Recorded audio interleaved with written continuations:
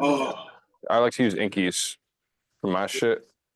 Hive Oh, yeah. cups, hive caps as always, and I use the hive cups as well. Well, and then I will use these motherfuckers right here. Finally get to see me do this bullshit. It's about time since that fucking YouTube video didn't work. But I use this. 20. 20 is the lowest I will use. I'll fill it up. Majority of the top.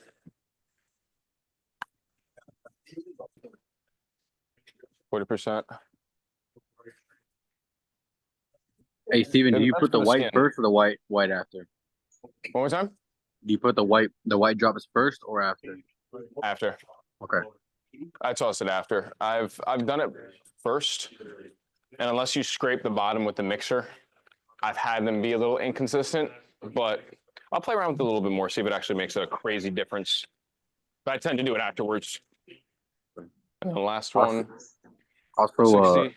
Eliana had a question. Steven, I think you can answer it best, or even Xavier. She was asking what you need to open up a private studio. What you need to open a private studio? Depending on the laws you have in your area, it's kind of dependent on where you're located. So it depends on if you need certain certifications, certain licensing to be a tattoo artist, whether or not your town board allows certain shit in that town. Like there's a lot that goes on in that realm. But if you're only kind of asking supply-wise, supplies, stainless steel tray, your own machines, of course, caps, anything you need to actually tattoo. But the biggest thing to open a studio, make sure you have an adequate amount of space. Make sure you have cavi wipes, maticide, bleach, anything to keep everything sanitary from bloodborne pathogens, all of the above. Needle containers. I have a fuck ton of the needle containers. But the most important part, regardless of supplies and shit, it's going to end up being your bloodborne pathogen, your first aid, anything else your state requires, licensing. I know in New Jersey, you need to apprentice under an actual licensed tattoo artist for a year or have a certain amount of hours. Typically, it's around a year. And then you can become your own artist. That would be the main thing, depending on where you're located. You need to figure out the laws in your location. Because I know in New York, in this part of New York, you don't need a license. But if you're in Albany County, or if you're in the city in any of the boroughs, you need a license. I have my license for Albany County because I worked up there for a little bit. But anywhere else in New York, you don't need one. Is there like a certain website that I can like look up the stuff that I need? I would just Google it. Google, you're Ohio, yeah? Yeah. That's what I thought. I would look up Ohio State laws, regulations, all that type of stuff for your specific town. And you should have a local government website that will bring you to a section. And if you can't find it on the internet, what I did was I just called the town, and the town might direct you to the state. But you just call them, ask them the questions, see what is required in your town, county, and then state. I would check those three. Even for this printer, do I just not put the black in? I put the stencil stuff instead? I feel like I missed one of the words. I thought you were. Say it one more time. Do I put the stencil stuff instead of this black printer ink stuff? Yeah, I'll show you what I did for that in 2 seconds. I'll show you what I did. Because it'll make it a lot easier for you. Because it's annoying as fuck to get that ink in. So I'll show you what I did.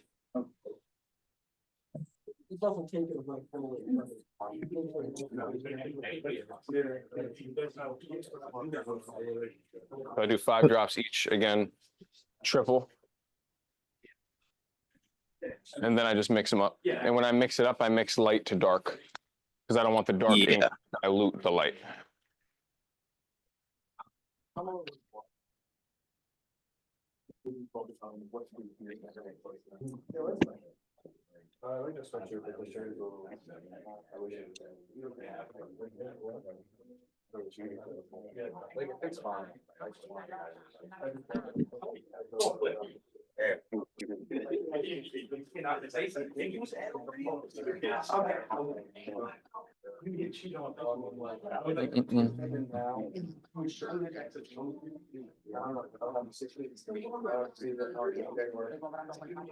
right. Now, finally, we got needles. So for this piece, I'm gonna pull out, now you straight, you keep talking. For this piece, I'm gonna pull out 11, plug pin. Can we? Something, anything. There we go. So I use the soft edge, I use the long taper. And this I'll also end up switching the needles out halfway through on this one. So I'll have an extra set out over here. So I'll have an extra 11 in my top drawer. I'll have an extra 13 in my top drawer so I can just kind of open it, grab it, go. But depending on how much we actually get done today, because honestly, we were supposed to start dumb early today. We're supposed to start at like 10.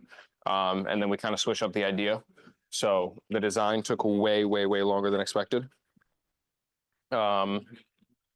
Which shit happens sometimes, you know what I mean? I just want to make sure I get this done for him before he goes back up to college. So You can I use don't the know how round the shader? fuck- One more time. Are you gonna use the bug pin round shader? For the hair, probably this time, 100%. If we even make it to the hair today, honestly, because I got to be done by 7, so I got a good 5 hours. And I know he's gonna want to fucking get up and eat, but yeah, round shader 100% for. I'm gonna try it for some of the eye as well. I used it for Okay. some of the eye last time, and I liked it a lot. Round shader, I'm gonna run with that heavy. I don't know, Yeah. it was nice using it. It kind of felt, it just felt too smooth for me not to. Yeah, that's what I was gonna ask you because I know the last guy you're using it on, he had like some crappy skin. So I was just gonna ask you like what you thought about it besides like his skin.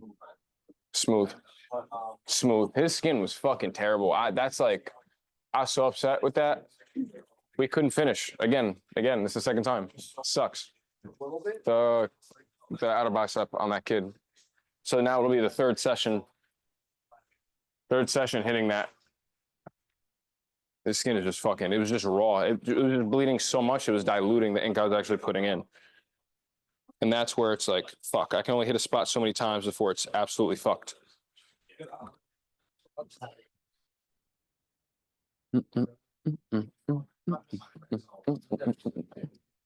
All right. Setting the light up now.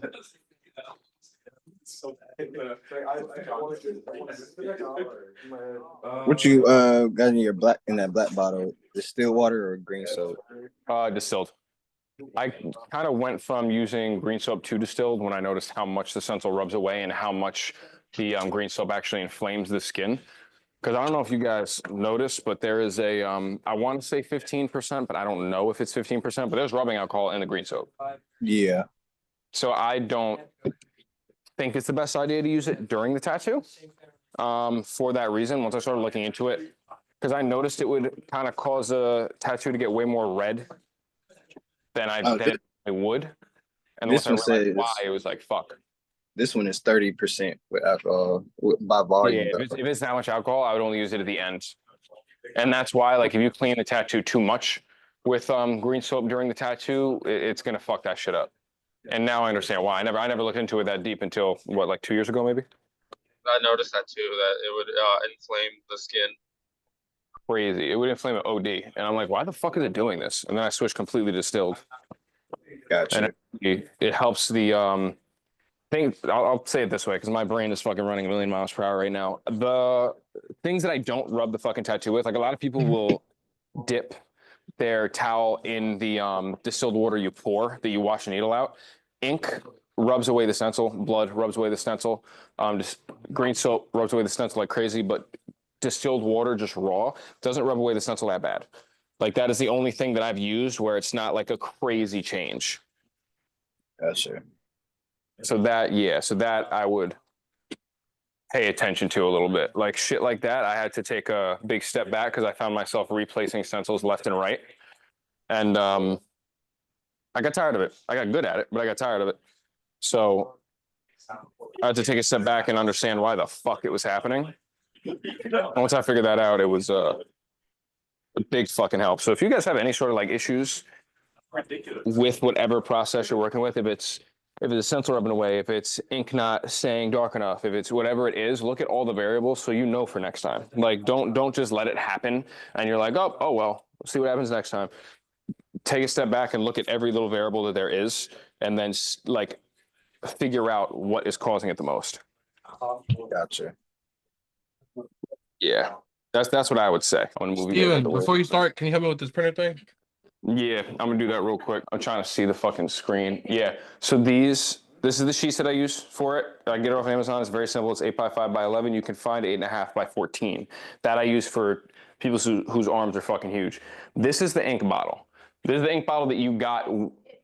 It's super bouncy. Fuck that. I'm just gonna bring it to you. I'm just gonna switch it back to this. This is the bottle that you got with the ink in it. So this is just one of the regular ink bottles with the yellow, red, black, whatever it is. The easiest way to do it is right here. See how there's tabs if you look at it, RJ? See how there's a pattern in here? Yeah, right? So what you want to do, go get a knife, go get like an X-Acto knife or something of that sort, razor or something. What you're going to do is you're going to take the knife, and you're going to literally just like saw, fuck, right here, my fault. You're just going to saw out these. So all you're left with is this piece right here and that straight line. So you have the T. That's it. This little nub on both sides is fine. That little piece right there, that's fine. That's fine. But you want to have that T. This makes it really easy to just plug the shit in, just plug it into the top where the ink goes in and press it down and you just squeeze it in.